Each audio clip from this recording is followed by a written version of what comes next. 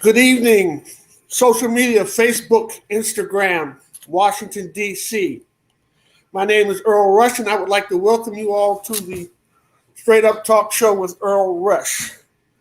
This evening, I have the pleasure of chatting with my Latin events mentor, Eileen Torres, and also one of the gentlemen who introduced her to the big band sound and the big bands of salsa. His name is Richie Bonilla. He's been in the game for 60 years, so you can imagine just the stories that he has to tell.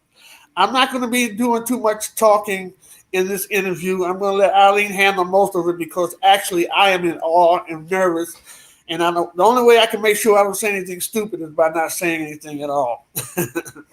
Okay, so I once asked Eileen, how did you find out about all these bands? And she said that Mr. Bonilla used to bring all the hottest bands in the country to Ohio. Next thing I know, she said, I might be able to get him on the show. I said, really? But he's a living legend. She said, yeah, I'll call him up. And he agreed to come on to the show. So enough about me. Let's go to Eileen and Mr. Richie Bonilla. Thank you guys for tuning in. And we're not going to be able to cover all his experiences in one show. So he's agreed to do part 2 when he gets some time later on. This is just going to be part 1. Hi, everyone. What a pleasure it is to be able to introduce the audience to this man who is a legend, a man who is responsible for me hearing the best salsa orchestras in Lorain, Ohio, and in Cleveland, because he brought them here in the 70s. And because of Richie and the music that he brought to our locale, I received my first dose of salsa education. And so this is the legend who has been in the business for 60 years, Mr. Richie Bonilla. We want you to tell us how you began this illustrious career path. Okay, hi, it's great to be on the show. Thank you very much for inviting me. I want to start with Eileen mentioned that I should mention some of the artists that I have represented, because in my quest in this business, being that is my nature to help people, I have promoted and worked with over 100 artists. It sounds like a lie. So last October, the Hostos College in the Bronx, they celebrated a tribute to Richie Bonilla. This is the thing. And they listed some of the artists that I represented, and they covered 2 pages, and then they had to stop. They said, we can't put any more, Rich. There's 80 artists on here. There's 40 or 40. And most of these artists, these are artists that I booked, that they belong to other agencies also, but artists that I booked, and then artists that I was the personal manager. And most of them, they started with me as unknown artists, and I hope build them into become superstars. But that's how I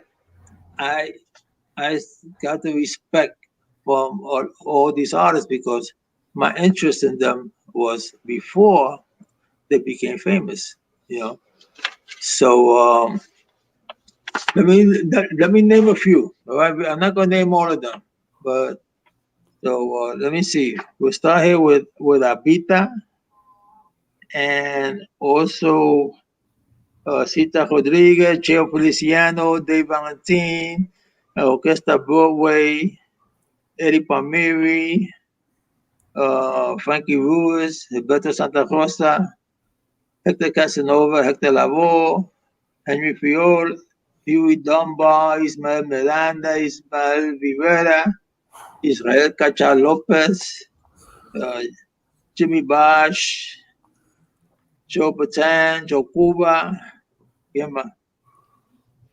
over here, Jose Fajardo, Caco, La Lupe, Lalo Rodriguez, Larry Harlow, LeBron Brothers, Mark Anthony. I did 2 tours with Mark in the early years. The Machito Orchestra. Let me see who else I could mention here. Pete Boogaloo Rodriguez, Pete Conde Rodriguez, Ray Barrero, Ray Sepúlveda, Hugo Blaze, Tito Nieve, Tommy Olivencia, La Protesta, Vitín Avilés, Yomotoro, Willie Colon. I mean, it just keeps going. I just want to mention. So I want to talk about a few of these artists because there are too many to talk about. You know? What year did you begin? What year did you get this going? Well, I was always an organizer when I was a young kid. When I was 13 and 14, I would have house parties. I would throw house parties. Because in my neighborhood, I was raised in the Bronx on Simpson Street in the South Bronx, and we knew everybody.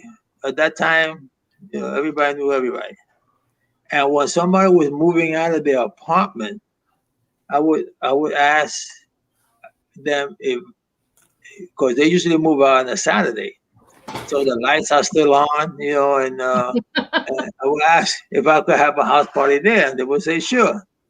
So I would make up little flyers and put them out because we knew everybody in the schoolyard, in the school, right on the block, And I would. At that time there was no DJs either. So we would get the phonograph with a stack of 78 records and put them on, and I used to do a lot of those house parties. But I really got interested in the Latin music because my older brother, Benny Bonilla, he was a musician. He is a musician. Well, he's retired now, but at that time he was a musician, and he started young, and he used to hang out with these young artists such as Eddie Palmieri and Joe Quijano and Ronda Marin. They weren't even famous yet, So that's how my interest got into the music, because there was always conga drums in the house and the music and all that. Then I went to the service. I joined the Navy. When I got out of the Navy, the guys from my club, I had a club called the Loafers on Simpson Street. Everybody was starting to get married, so they do my relationship with my brother and the music. So they started asking me to get the bands for their wedding. So I will only book the bands that my brother worked with to keep my brother active, and they could make some money, So right on the same block on Simpson Street, there was a family called Rodriguez, and P. Rodriguez started a band together, and my brother wanted to play with that band. So of course my interest now was to keep P. Rodriguez working. So we made a demo record, and I went knocking on all the recording companies to see if I could get them recorded, and they did record, and they recorded "I Like It Like That," and that was like a huge hit, for this Pete Rodriguez, It's still a huge hit. I'm telling you, and everything in life is timing, At that era, the coming of age to go out dancing was all these Puerto Rican kids born in the States that they didn't even speak Spanish, and they didn't understand Spanish. So it was Spanish music with English lyrics, and it was perfect. They could sing along with it, and they could dance, and it just hit like wildfire.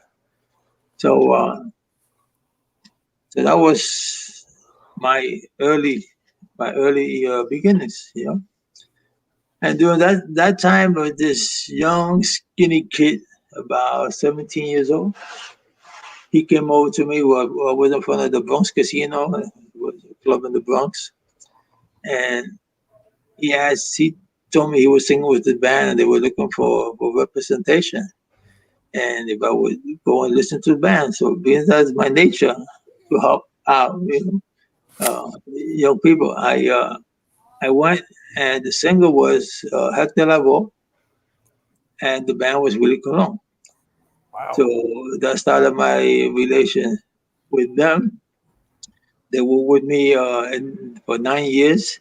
The early years, it wasn't the Willie Colon that everybody knows now. He was just a young guy. Willie was 16 years old, in fact. He was a kid. Wow. Wow.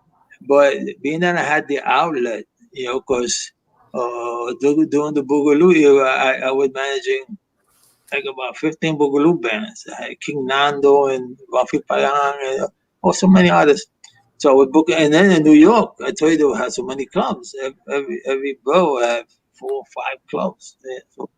So I kept that band working, and they really called Cologne. They were tight. And then in Panama for the carnivals, they would bring a lot of music to Panama for the carnivals. So they asked me for 2 bands. They didn't even mention name. Whichever 2 bands I wanted to send. I sent Willie Colon and the TNT Boys. And when Willie Colon hit it big out there. And the son of Trujillo was the general that was running the country, fell in love with the band. So that was the hook. We used to come, when we used to go down there, they have a military what do you call it?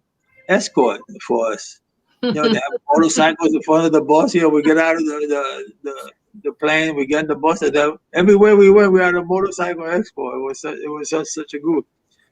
But when we were walking around one day, we saw the military band, and the tuba was going dum dum dum dum dum dum dum dum. So then Willie adapted that. So when a band finishes a set and they're talking to the people and they're playing a little something, saying, "Oh, we'll be back in shortly. Thank you very much."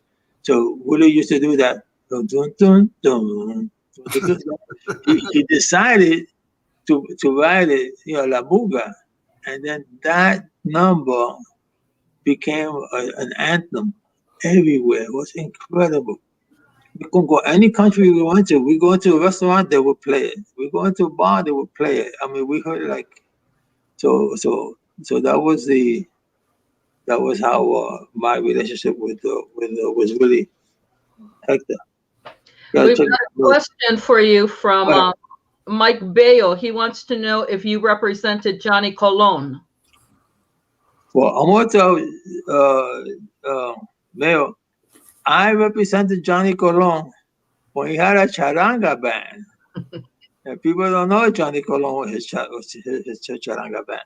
And he was a bass player. He wasn't a trombone player. And the 2 singers he had was Tony Rojas. Yeah, and Tony Rojas, who sang the Johnny Colon's big hit. So when Johnny Colon switched over to trombone, I wasn't booking Johnny in that period, but in his earlier period, he did, and that's the question about Johnny. Did Hector and Willie's fame that was really kick-started in Panama take off in the U.S.? Oh yeah, it just like wildfire everywhere. And don't forget, and that's where Fania was getting stronger with the publicity and promotion all over, and it was we traveled to Europe, we did I booked 6 continents during my time. What was it? All the continents. The only continent. No Antarctica. The only continent I didn't book was Antarctica because with the penguins there, all they like to do is tap dance. All righty. Let me tell you something. So, what I got here? want to talk about? Let me tell you about some great artists and some sad stuff. Just too much on it.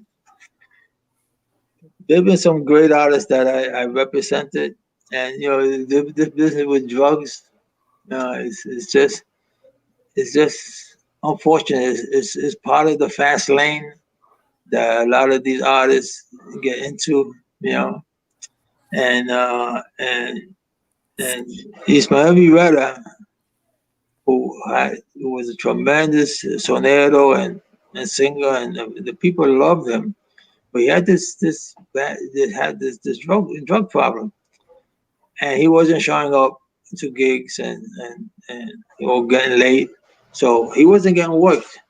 So I had my office on 57th Street and Broadway. I was right across the street from the Palladium. It was the CBS building where the Ed Sullivan Theater used to do their shows at. But that building was a professional building for our industry. So he came into my office and he asked for my help, and he said that he won't let me down. And of course, it is my nature to help these artists. He said, if you're going to go to Panama for the cure. So he told me when he came back that he went to Panama, and in Panama, this religious group, they took him and they gave him a bath in the ocean, and then they dressed him in this robe, and then he had to carry the cross the way Jesus Christ had to through this little town. And then he told me that when he was kneeling in front of the Cristo Negro, or the Black Christ, that he could see all his marks, needle marks, disappearing. And he was out there for a month taking this kind of cure, this religious cure. When he stepped back into my office, he was clean shaven. He had this aura around him. It was really, my hairs are standing up now just thinking about it. And from that day, he started getting to all the gigs on time. He was working. He did Master Square Garden. He was doing everything fine. But unfortunately, they don't change their friends. And these guys don't have to spend a dime on drugs, everything they give them, and his friends brought him back down, So, and then he died, he died an early death. So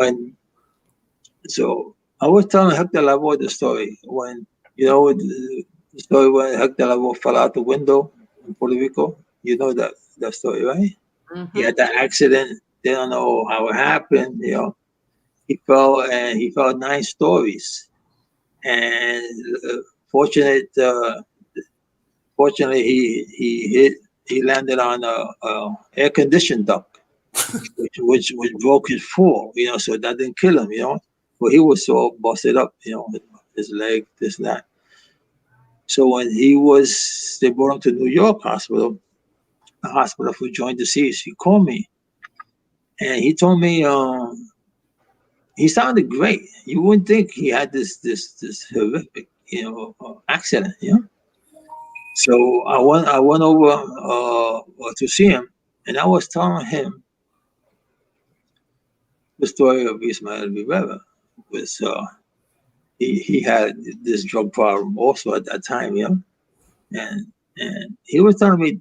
And everybody was speculating what happened. He told me, he had a lot of tragedies in his life. One big one was his son. About a year earlier, was in the room playing, showing his friend a gun that they had in the house, and the gun went off, and it killed his son. So that was very heavy. For I know that since he was a baby, they used to come to my house all the time. I used to give him my kids clothes because my kid was a little older than about 8 months older than his kid. But anyhow, so I asked him what happened. So he told me that his son was calling him And his son was saying that nobody loves him except him. So for him to come with him, so he said, that's why he stepped out. So so so I was telling him now he was in the hospital and he's not taking any drugs in the hospital. So he's clearing, he's cold turkey. So I told him the I told him the story of Ismael Rivera that that he came back fine. He beat the drug problem, but he didn't change his friends. So I was telling Hector he has to change his friends. So they're going to pull him back down, and that's exactly what happened. He came out of the hospital. He was fine, and I was trying for him to stop being the band leader and stop playing in these after-hour clubs till 11 o'clock in the morning, because that's where the drug activity was. He could have done. He was so loved, and he was such a great artist that he could have done like the Caribe Hotel in Puerto Rico for a month, just do 2 shows a day. But he was a funny guy. He was such a cool guy, beautiful guy. He dressed so well. He got this great personality, and he had it all. So he just could do 2 shows and then a month, and then go over to Caracas, Venezuela, and do the Hilton Hotel there for a month. And live well, and live to be 40. He didn't take that advice, and we lost him at a very, very early age. So let me tell you one more sad story about a great artist, because this guy was great. The guy, when I was managing Tommy Olivencia, he had a singer called Frankie Ruiz. Frankie Ruiz pulled me over one night at a gig and he told me, "Look, I'm thinking of starting my own band." And he said, "What I represent?" I said, "Sure." So, man, when he put that band together, that was one of the best bands in this industry. That band really swung. And he was a great artist, but he was so involved in drugs. But he was punctual. I mean, he would show up to the gigs. He wouldn't, that he was serious about. But just in case, I used to have the band set up and be ready to go. If he wasn't there, they could do an instrumental number, to kill some time. And they see him coming through the door, they would kick off the tune, and he would jump up. He was another great artist that, unfortunately, with this fast lane business, he died too young, and it was our loss. So who else I want to talk about? I want to talk about something in reverse. Cheo Feliciano. Cheo had this problem also in the early years, but he was lucky that he was married to a strong woman. Her name was Coco, and they were living in New York. And so she moved to Puerto Rico. She took him to Puerto Rico, and she pushed him, and she got him cleaned up, and we have all benefited by that, because he's such a great sonero, and all his bolero tunes that he put out have melted a lot of hearts. And unfortunately, I toured with him a lot. We went to Europe a lot, and he was such a gentleman. All these guys, this gentleman, everybody I mentioned, Ismael Rivera, Frankie Wood, they're beautiful people. Unfortunately, they take that fast lane road, and we lose them too early. So anything you want to say? You want to ask me? I didn't know that story about Ismael Rivera, but I believe that one of the album covers has a picture of him with a cross on his back. So now it all makes sense. It was not a picture, but actually a drawing or a painting. And so A now, painting, yeah. that all makes sense. I know that painting. And this I said Panama, but it was Colón, was the city, Colón, Panama. And if you go there, they have a museum that has that painting, and it also has the cloth, the garments that he wore doing Wow. doing all that. Look at me, paran los pelos, man. Just thinking Wow. about it. Yeah. I'm telling you. I was telling Earl the other day that Hector many times got himself clean, and you can tell a lot by what he was wearing. When he was dressed in all white, very good chance that he was going to allow for that spiritual cleansing. And many times he was clean again, but he just kept falling back and back. And so we've lost some of the greatest artists that are legends to this day. We still talk about them as if they're still alive because their music will go on forever. That's why that movie, Earl, Jennifer Lopez, she made a movie about the life of Hector Lavoe, and it was so incorrect. They just show. I got so angry because they just show him as a broken down, a great singer, but a broken down junkie, And he was such a beautiful guy, and he was a funny guy, and he was a well dressed guy, and they didn't show anything upbeat about Hector. So I was very, very happy. So, excuse me a minute. It's my wife. I have to take this. Well, no, I'm just kidding. I shut it off. No, I'm just okay. I did that once. I was on stage getting an award, and my phone rings. So I said, "Excuse me, I gotta take this. This is my wife." The whole audience saying, "What?"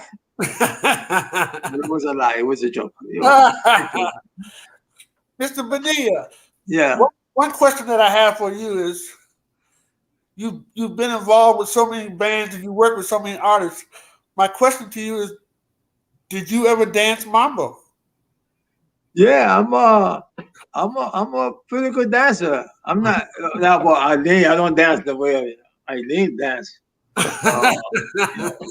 But I'm not a fancy dancer, but I could dance. I dance on time, but I like they say, I make the frame for the lady and let her do her thing, and I encourage her. Okay. But I keep the time there and I dance okay, but I don't do all those. The kids today, forget about it. They say you dance on two, you dance on one. I say I dance on clave. So I don't know if it's one or two or whatever, but I'm on time. I'm not. And it's funny you would say that, Earl, because so many musicians are good dancers, but you don't see them dancing at the. And when you see them dancing, it's a slow dance because they're trying to make friends with the ladies.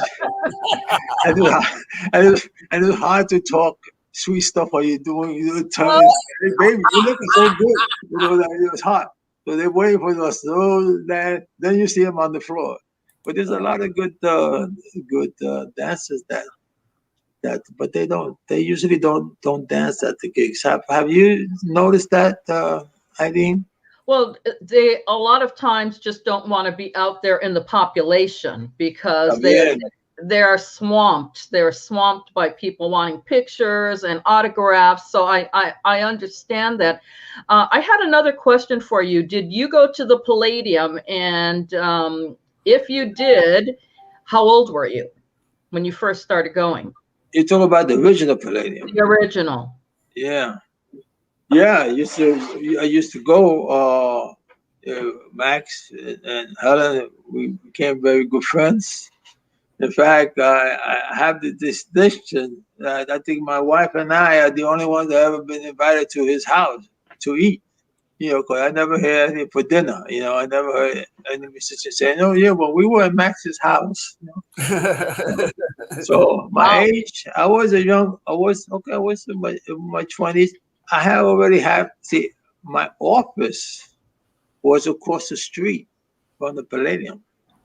So Tito Rodriguez used to always rehearse in the Palladium in the afternoon. So I knew that. So Tito Rodriguez, I loved the Tito Rodriguez band. And you know, when I was a kid, let me just say something. And in the South Bronx, the Hunts Point Palace on Thursday night, Tito Rodriguez was there every night, every Thursday, and they had a mambo contest there, and it was 75 cents to get in. I used to run there. I was a young teenager. I used to run there to see Tito just stand in front of the stage. So yeah, I'm a big fan. So it turns out that I was always up there. I never was like a pushy guy to try to make friends or pesado. How do you say that in English? You know, pesado, somebody that Kind of pushy and yeah, bullshit. But being that, yeah, I used to go up and see Max Hyman about business. We've got my P. Rodriguez, the P. Rodriguez group used to work there a lot, you know, on Sundays. Another thing very interesting about the Palladium, without putting out these signs, the Palladium was open Wednesday, Friday, Saturday, and Sunday. And those 4 days, they had different kind of crowd. On Wednesday, they had celebrities. I mean, Marlon Brando, uh, uh, uh, Prince and princesses. I mean, they just all kinds of celebrities from all over will go there Wednesday, and then they will have these mambo aces dancers. They would do the show, and Joe Pirro. I'm sure you heard the name. They would dance. They would do the show. And you have see all these famous actors sitting on the ground. You know, they make a circle on the floor, and so that was Wednesday was celebrity. You go to celebrity night. And then Friday was the hip Latino, which means in the young 20s and the 30s, you know, that hip crowd. Friday was their night in the Palladium. And then Saturday was, they call it lovingly the Marine Tiger. You know, that was like our parents, the older Puerto Rican, they were 40, you know, 50, you know. The ones that sit down and order a set of whiskey with, you know, with ice and all that. So that was the older crowd. And then Sunday was the black Afro American. They would be, that was their day. So P. Rodriguez, they used to love the P. Rodriguez band, and the Eddie Palmieri band used to work there a lot on the Sundays because the black crowd like that band, yeah. And you know, I'm gonna tell you something. In that era, the era of the 50s and even into the 60s, everybody danced mambo. Jewish people danced mambo. The Italians danced mambo. Everybody was dancing mambo at that time, which today, Italian friend of mine, a promoter, told me that he remembers when he was a kid, the parties at his house. Yeah, he's an Italian guy.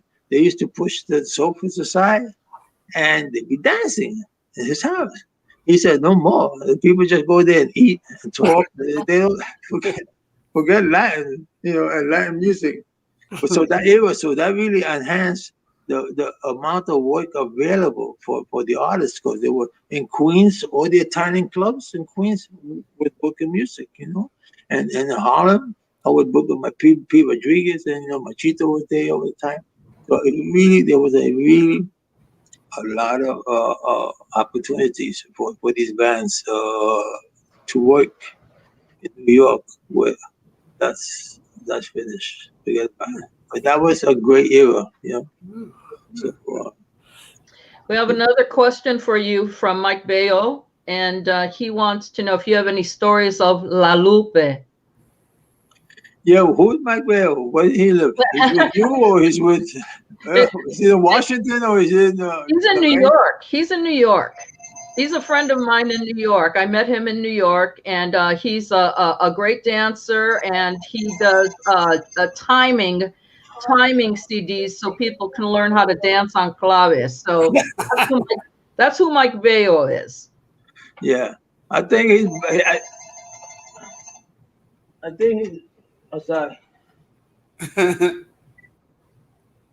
Sorry, my lawyer. I gotta take this one.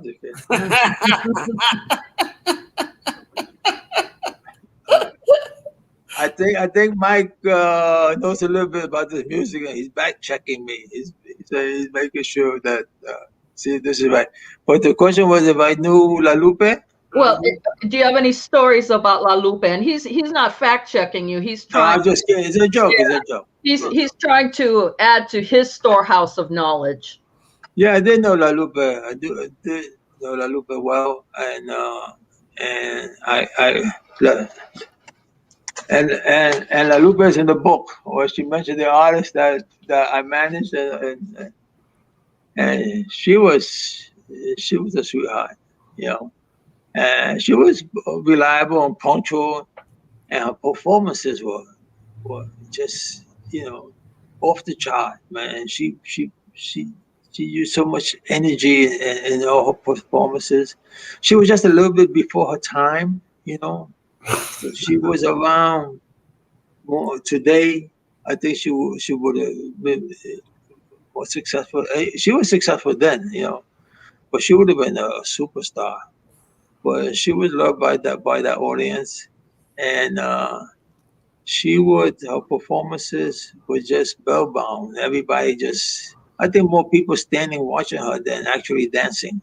All her antics. She used to do a lot of antics. She used to rip her sock off and pull this. And one time at the New York casino, she was pregnant then with her son, and she was jumping up and down and stomping and all that. We were like, and a lot of time when I used to book her like in Manhattan Center and all that, I used to ask for a small bottle of oxygen.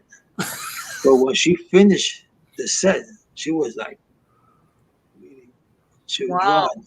So we would give her the oxygen and get her body back. Wow. Well, I would invite the audience, if they have never seen it, to go to YouTube and look at La Lupe's performance on the Dick Cavett show. Oh my God. She thrilled him. Let's put it that way. And as you talked about her energy and her antics and the song alone. So YouTube, La Lupe, Dick Cavett. Yeah. So let's talk about La Luz. You're gonna have them pretty soon. So let me tell you my little part about La Luz, and then Nora will fill in for the empty spots. So La Lupe, Orquesta de La Luz, they got together in 1984. And it was a Japanese musician called Gano Gimi.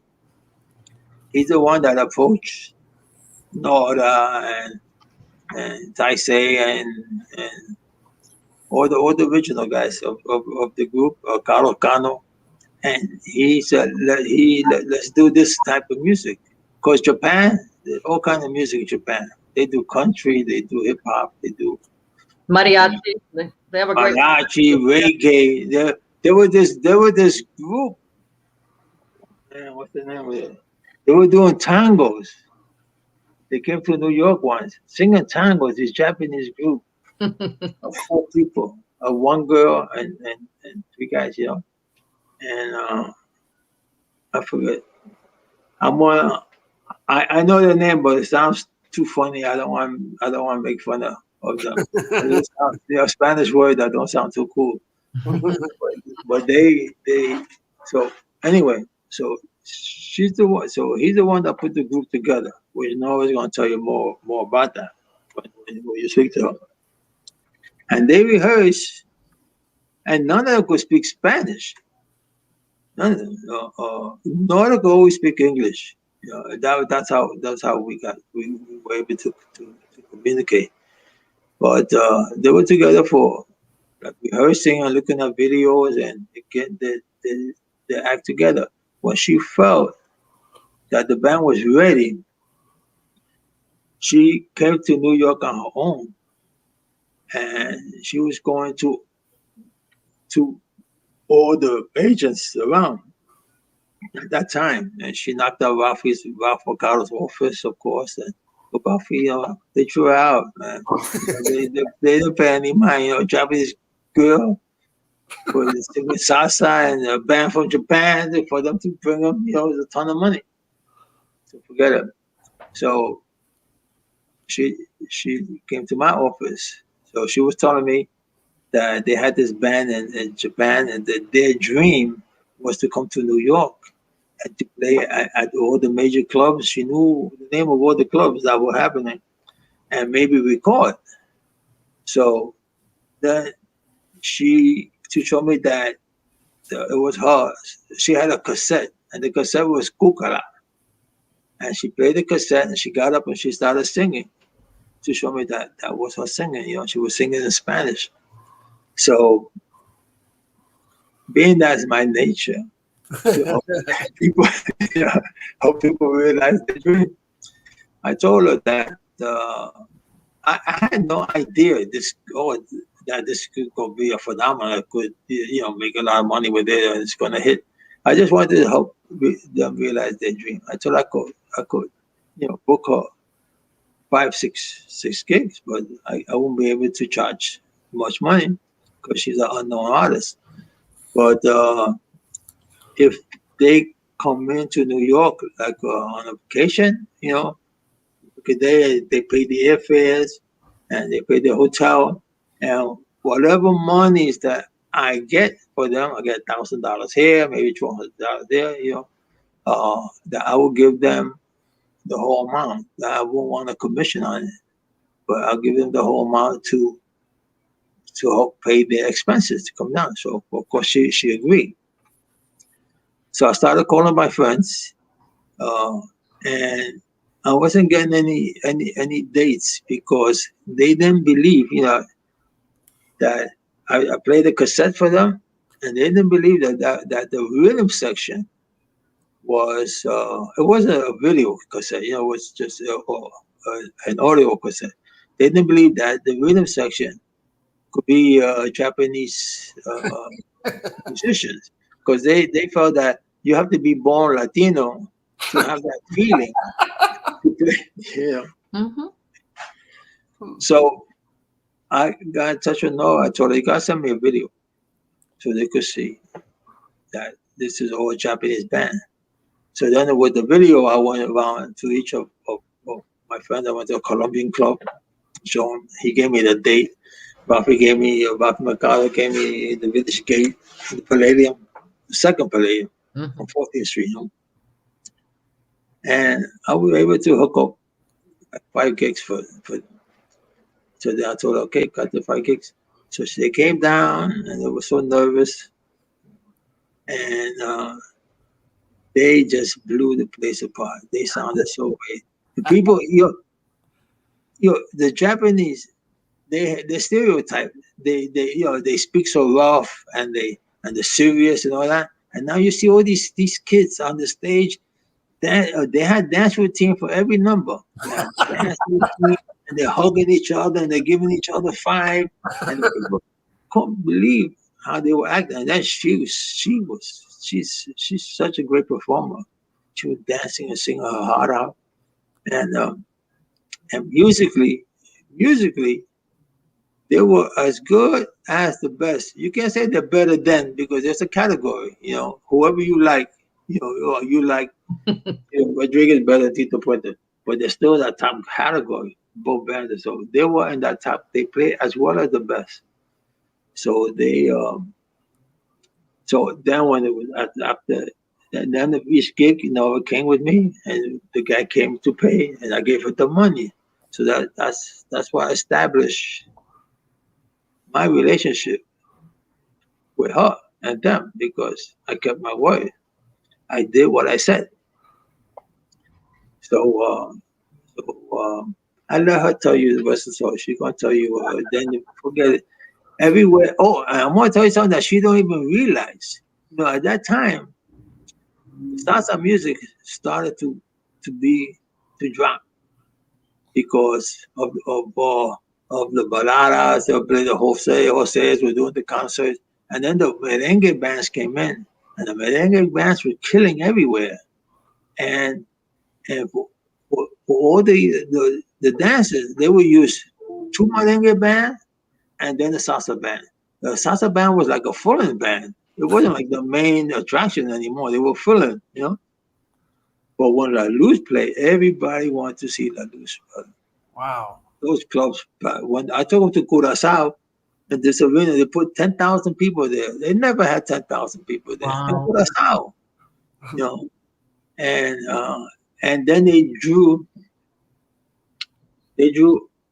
all kind of different, ethnic groups. Everybody was there. Everybody wanted to see this. It was like a phenomenon, and they never disappointed, And they didn't think they were hot stuff. They don't think they were great. They just wanted to learn, and after every gig, they will have a meeting in the hotel room so they could discuss the gig and what they did, how could they do it better, and this, and they were always trying to achieve better, and they were so punctual. If we had to leave at 9 to go to the gig, they have 8:45 lobby call. 9 o'clock, the bus was out leaving, and everybody was on the bus. It was such a pleasure. We used to travel 18, and they were like this, 18 together. We did everything together, 18. You never, hey, where's so-and-so? And look, so-and-so is late. Everybody, it was just a pleasure working with that band. But we go everywhere together, the restaurant to eat, lunch, dinner. We were like attached at the hip everywhere. For an agent, it was a joy because I didn't have to worry about it. We gotta start the gig. The piano player is not there. The timbalero, what happened? Some chick somewhere. None of that. They were there to do the job. They were there not for the vacilón. They were there to do the job and to try to learn better. I should tell you more. So it was a joy working with them. Mr. Bonilla, what made you go to other countries to have concerts? What made you? What gave you the idea to go to other countries to have concerts? Well, yeah, I'm glad you asked that because it's I had opened up a lot of avenues for the bands to work, and I never toot my horn. I never say I did this, I did that. And today the bands are traveling all over, and even the band leaders that used to. I brought a lot of bands to Japan. We did a lot of shows in Japan, and then you hit the interview. They never say, "Oh, Richie Bonilla brought me to Japan. We did 5-city tours." They said, "No, I was in Japan." I don't give them credit. But that's the nature of the beast in this industry. But it's okay. But I think is when you have a hot item, the people come to your office, from different places, and I always cooperated with the promoters. I never what's the word? I never try to take advantage of them or say take or leave it. Is this much? Take or leave. There was another agent at that time. He was a tyrant. And I used to get a lot of customers from his office because he used to really, he was really take advantage of them. But that is my nature to help. So I started working with a lot of these young artists that couldn't afford, whatever it was, we'll work it out, So, but mostly they get in touch with you. It's not that I was getting in touch with the places, but I made it easier for them to bring the bands there. And once they brought the bands there and made the money, then they started paying, doing the business with me. Right. And then paying the asking price, not the favor price. Like I opened up the avenue to Caribe, like to Martinique and Guadeloupe and French Guyana. I mean, places that these bands that never went to. And what's the name of the lady DJ in New York? She has a radio station. I forgot. I'm asking you. You're from Washington. She had a radio station. I don't know who that I was. forgot her name. Just show my age from that time. But she called me the Oriental Express. She said, "You want the musicians? You want to go to Japan? I got in touch with Richie Bonilla. We used to one big show a year. We do five cities in Japan. With Nora will tell you more about that. We took Alberto Santa Rosa. We took Mark Anthony out there. We took Tito Nieve, Juan Moreno. It was and the success of La Luz created a salsa wave in Japan. Forget about it. They were one of the biggest international artists in Japan, that traveled from Japan. And I was called I got in touch with the United Nations, because the United Nations has a staff ball every year. So I just called them to try to book a date we're bringing La Luz in New York. So we started talking about La Luz, and I was telling them about their success, all these countries we go to, and how all different kind of different ethnic groups are under the same roof, enjoying this music. It's just beautiful to see, and they were saying they were impressed with La Luz, to the point that they awarded La Luz the United Nations Peace Medal. Wow. We had a big ceremony. We went to the assembly the assembly and the not only did I book the date for the dance, but they surprised me with that. They said, Mr. Bonilla, it sounds like they could be candidates for the United Nations Peace Award. Wow. What do you think about that? You think they would be available? I said, if you show me that, I bring them in. I'm very sure to be here to receive it. So that was that. And during the day, they had the ceremony at the assembly, and Tito Puente never got that. Or Celia Cruz, all our king and queen, all our great artists, they never received that. People like Danny Kaye and Steven Spielberg, all these big artists received the United Nations Peace, and Orquesta de la Luz. That was such an honor. And then in Japan, forget about it. That was like a big deal for that. But now I will tell you more about that. It was emotional for them. Yeah. So it was really a joy working with that group. I want to interject something here, because you are known as the business as one of the top people because of your ethics. You never swindle anyone. You never cheat anyone. You never tell them one thing and do another. You are a man of your word. And the musicians truly appreciate that about you. You carry that stellar reputation, and we can see that it started since you were a kid. Yeah, that's I can't say that, but you're saying that. But when they had the 60th anniversary for me, man, that was difficult for me to hear all those beautiful things that were being said. Wow, it was hard, because I don't do it for that, to get that kind of. It's my nature, Well, you do it for the love of the music and for the love of the audiences, because you have brought joy and rapture to so many people around the world by bringing these artists to them, by bringing them to me. And I told Earl how many times I called you from DC to bring artists to Zanzibar, H2O, VIP Yeah. all those places that we were able to bring live music. And I called Richie because I knew he would tell me straight. He would give me a fair price, tell me straight, and it would all come off like that. No problems. Yeah, well, thanks for saying that. I appreciate you saying that. I do wear my reputation on my sleeve. I never cheat anybody. When the bands used to love to travel with me because if there was a loss, if something went wrong, it was my loss. The band got paid.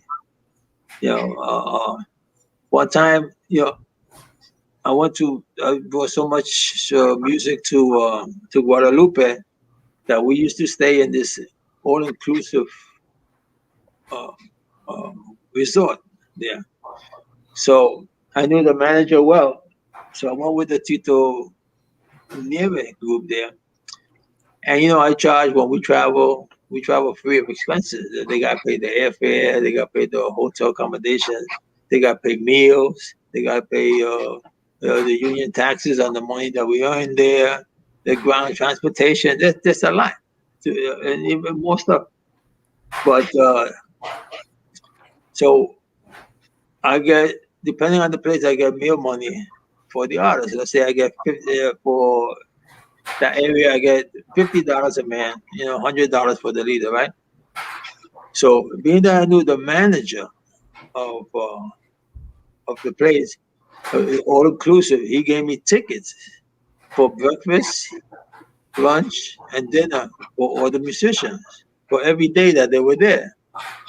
Plus, I got the money that they were supposed to give me for the food money. So now I had the tickets, so I could give them the tickets and keep the money because now that's the money for them to eat. But I gave them the tickets and I gave them the money. See, I never mess with the musician. And I always look out for them. A lot of the managers just hang out with the star of the band. They stay in a different hotel and they stay with the biggest name artist, and they don't pay too much attention to the Simon. But if it's not for the Simon doing their job and being happy and doing their job right, the artist is not going to give a good performance. So the sidemen are just as important as the artists.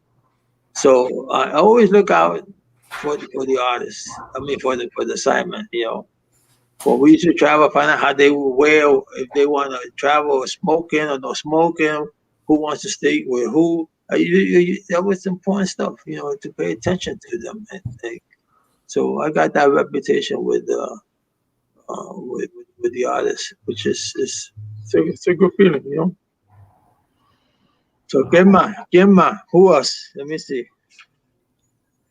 Well, let's talk about Israel Cachao Lopez. You know him, Rush? Israel Cachao Lopez? I have heard of him, but I'm not that familiar with him. He's one of the most incredible musicians. He started this whole mambo wave. Him and his brother wrote the mambo music, and in the early 30s. And a lot of people don't know that he's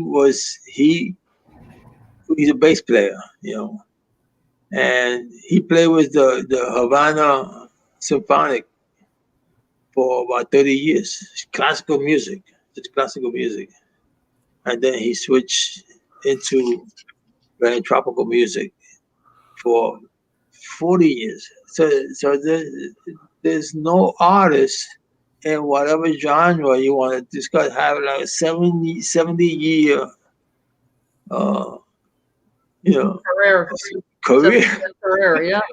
And so that guy, and he was so loved, and he was people love him. He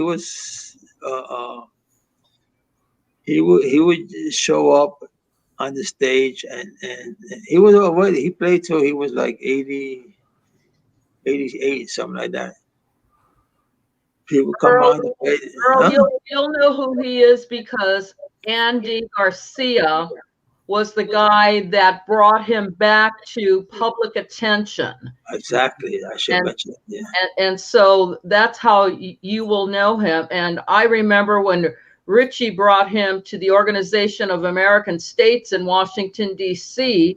for some national Latino event, either a conference or a convention at the OAS. And that band was so precise and with such energy. It was just amazing. And this was just another one of the artists that Richie brought back around the world and he breathed new life into the career that he began as a young man, went into the Philharmonic, and then came back to his original roots. And that was all Richie. Yeah, we gotta give Andy credit because Andy did bring him back. He did a documentary about him. We'll put his name out there, but he wasn't working. The documentary was a success, and people started to know of him, but he wasn't working. And I got to meet him during the World's Fair in New York. He was playing with the Pacheco band, I think it was. And I just got to meet him. That's it. We weren't buddies or nothing. Right. But then years later, I was touring with La Luz in Europe, and we went to Spain, and the promoter in Spain had invited, which we didn't know, Cachao as a guest artist to perform with La Luz. So, so that's when I got to meet him again and spent some time with him there. And he wasn't happy with his management office. He was with this American office. He didn't speak much English, but he wasn't happy. The promoter told me, Richie, talk to Cachao to see if you work with your office, and I did. And then I always, I never try to put my will on the artist, to do this or that. I sat down with him. I told him I would represent him. I asked him, how he wanted to, what was he's not satisfied with the other office. That what was it that he wasn't happy with? So he told me. So I asked him, how does he want that? How much he wants to, so whatever, And then he's an elderly guy. So, when we go on tour, we try to work 6 dates in a week. At least 6 days, Especially a lot of times a short tour are 10 days, and you work, 5 Saturdays, Sunday, you have the weekend off, and a few days off in the middle. But a few days off in the middle, you're doing TV, or you're doing a conferencia de prensa, for the press, you're doing interviews, or they're running you around doing a radio interview. So it's a lot of work. So I made sure that he wouldn't work more than 3 days a week. And we had to fly us. When we do a few countries, we do like 5 countries on the tour. Now I get on the bus and bosses, here, bosses there, So I really took care of him, and he was very happy with that. And he was very happy working. He wasn't really in for the money. He just wanted to bring his music to the people, and they really adore him. Cachao was a very loved artist, and Andy did a lot to and Andy used to work, Andy Garcia, he's a percussionist. He plays bongo. He's good. So whenever we were on the West Coast, or Andy was in New York and he was there, he would play with Cachao. But they wouldn't announce Andy Garcia. They won't say, "Oh, Andy Garcia is on bongo." He just sitting like he was one of the musicians. And that was the only band. This Cachao was so articulate and his bass playing that the musicians, maybe I'm gonna tell you that you may see a picture of the group and you're gonna see the musicians in the band, they're all watching Cachao. They're playing the instrument, but they're like, amazed of what he's doing. Even Andy's playing bongo, and everybody's looking like a child. He was adored by the musicians and by the audience. So that was a highlight in my career, being able to represent him and travel with him. Didn't he come from a family of bass players? Like almost everybody in his family played bass. They all play bass. Yeah, that's so true. That's so true. What else? Who got? Celia Cruz. Celia Cruz, right? Yeah. She was. That was another artist. A pleasure to tour with her. It was a little easier touring with her because a lot of the tours the band was put for her out in whatever country that we were going to. But Celia was so punctual. We had to leave at 9 o'clock again. Let's say she'd be down 9 o'clock to leave. So that put all the band members on their toes because they knew that Celia was punctual. So they couldn't be dragging around and coming late and all that. So she was punctual, and she was very private, And she was like one of the guys when they were like on the bus or on the plane. And first of all, you get 2, 3, 4 musicians together, and it's a party, man. I don't care if it's the rock musicians or jazz musicians or salsa music. You put few musicians together, and it's a goof, man. That's one thing about musicians. They're all the same. They're always joking. They always get on each other's case, And Celia Cruz used to be right in there with them. She'd be joking around. You could joke with her. She was really such a beautiful person, Wow. I want to say something about her because the Smithsonian used to bring a lot of artists in, and they would have them interviewed in the afternoon, and it was free to the public. Unfortunately, maybe 20 or 30 people would go, but when Celia was there, she was talking about all of the people that she performed with, and she said, yes, this person wanted to record with me, and this person and this person. And she said, there's only one person I ever asked to record with, and that was Johnny Pacheco. Oh, yeah. He did a great album with him, yeah. By the way, I was at his wake last night. And I'm very happy that it was done and very classy, because he deserved that. He was sick for a while. First he was in a nursing home, but then he went home. But he was bedridden at home, and they had the nurse aide there, and for a long time he was sick. So I was afraid that so much time has passed that when he passes away, his wife may do something very quiet for the family, and then and have the funeral. But I was very worried because he done so much for this industry. He changed the industry. Him and Jerry Masucci and the Fania label and the artists, they just made. They're the ones that went worldwide.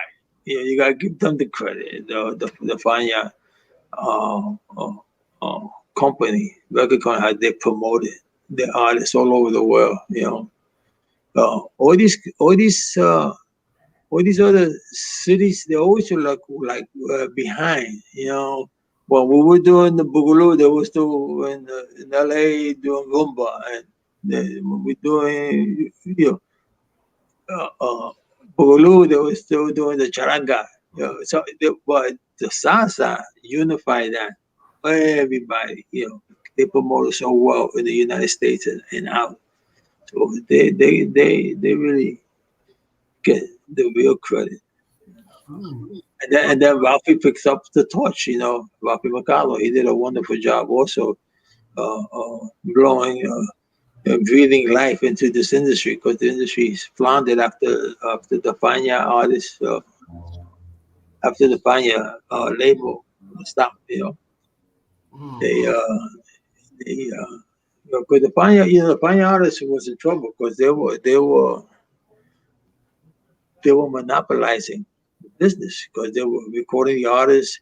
They had their own radio station playing the music. They would do the concerts. All that is illegal. You can't. So just at that time, Rafi was in the cheetah, and there was a guy called Ray Aviles.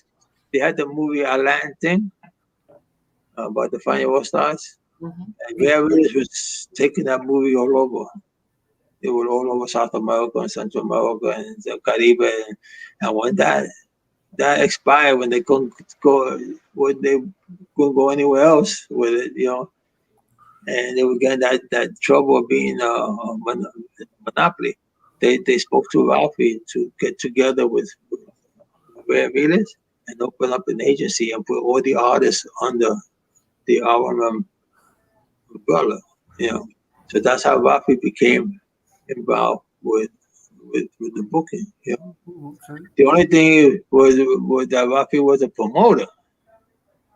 So he wasn't a booking agent. Booking agent, you think is easy? It's not easy. There's a lot to know.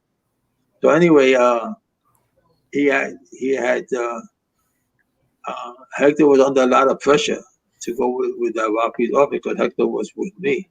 So Hector asked if I would sell his contract to Ralph, because he makes sure I get what he'll do all the gigs that I have already booked for him, and I get what's coming to me. So, that's my nature. So I did that. But being that Ralph now, the Fania artists are killing, man. The Fania is so.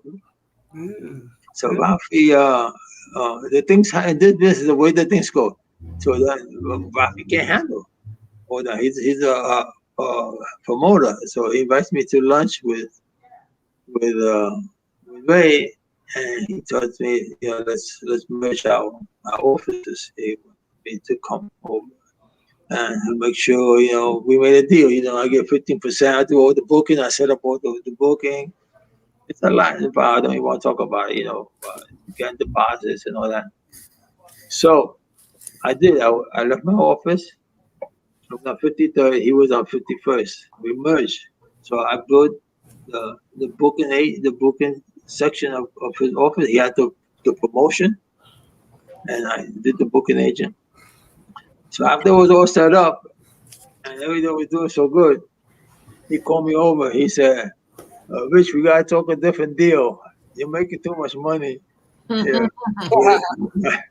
Right. It's just, but I can't get mad at it. It's just business, the way it is. So I told him that he offered me like a salary, and I said, no, it's okay. I'll leave. I'll go back over my office.